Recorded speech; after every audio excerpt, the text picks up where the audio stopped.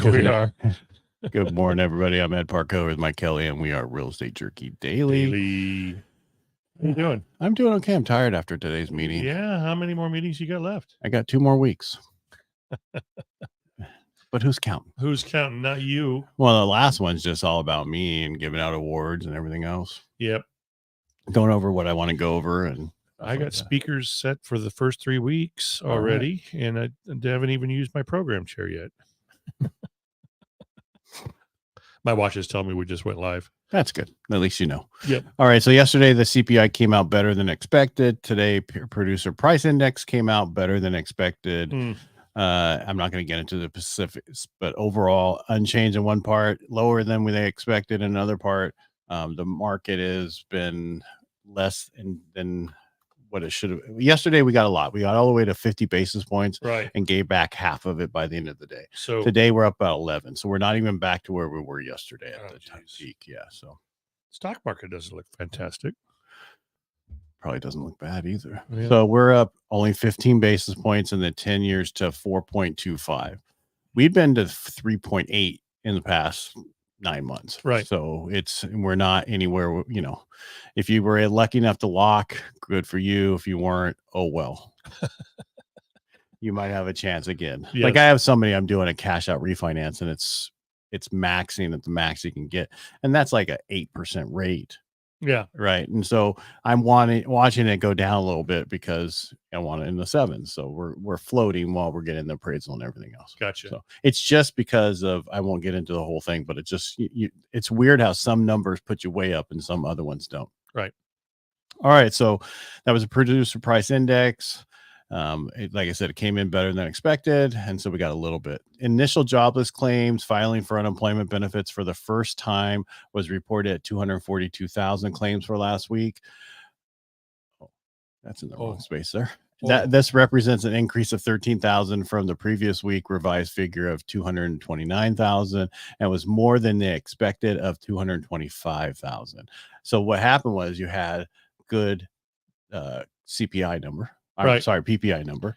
And then you had the employment numbers come out better than expected. So that just wiped out everything. So if they wouldn't have initial jobless claims would have came in worse, right, the way we want it, then it would have rallied probably up to 60 basis points today. That would have been nice. Yeah, it would have been. But over time, this is going to happen over and over again all the way through. It's going to get a little bit better, give some back, and then get a little bit better, go past that, give some back, that whole thing. Yeah, that's how that works. Fed talked yesterday, and of course it came out and they left rates unchanged, kind of like we thought they were going to do. Right. I mean, there was even a talk of them adding a quarter. So, but they just said we're going to leave it where it's at. At the press conference, Powell acknowledged that the Fed policy is very restrictive. He just used restrictive, but I added the very. Meaning the next move is a cut, not a rate hike. Okay.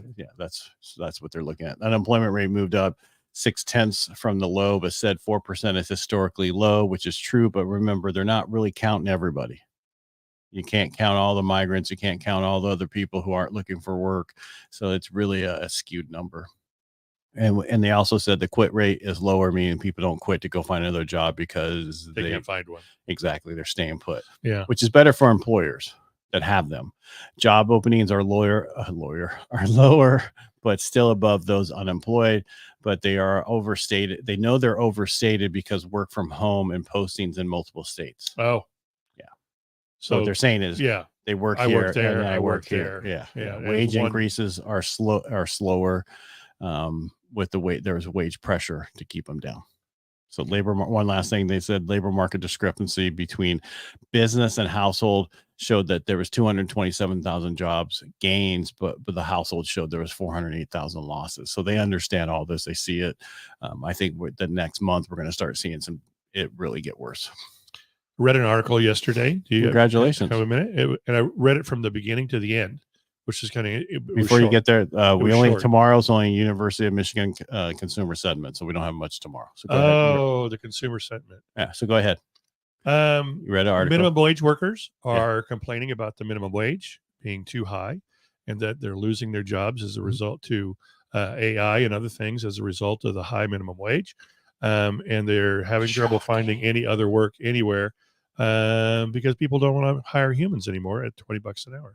Not for those jobs. Right. And that's, they just showed this, I think it was this morning before I came into Rotary. Yeah. They were showing them, Newsom's all, about the whole thing. And they all around them, the people around them were, oh, you're amazing because you got a minimum wage $20 an hour. Yeah, we warned you. You do this. This is what happened. Exactly. You didn't think, okay, if we do this, what's the unintended consequences because of this? Yes, people make more money, but if there's less jobs, do those people really make more money? Yeah. How much money do they make on unemployment? Well, it depends on how much they made before. Exactly.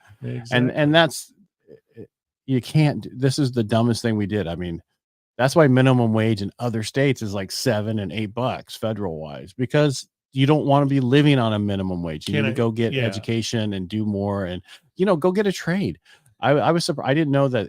Now I understand why like Turlock High School and some of the high schools don't have welding anymore or wood shop and other stuff, because you can go to MJC while you're in school and get that certificate.